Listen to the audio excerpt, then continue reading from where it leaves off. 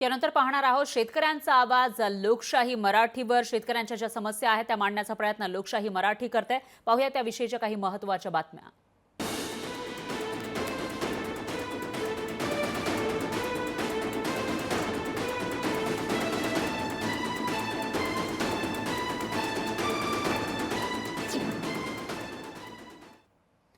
छत्रपती संभाजीनगरमध्ये फ्लॉवरला कवडी मोल भाव मिळत असल्यानं शेतकरी संकटात सापडले.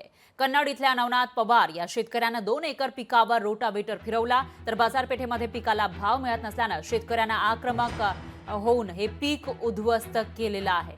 तर त्यांनी इथं फ्लॉवरची लागवड केलेली होती, मात्र त्याला चांगला भाव मिळत नाहीये, कवडी मोल दर मिळतोय, त्यामुळे उत्पादन खर्चही निघणार की नाही असा सवाल या शेतकऱ्याला पडलेला होता. आणि त्यानंतर या शेतकऱ्यानं अशा पद्धतीने आपल्या या पिकावर रोटावेटर फिरवला.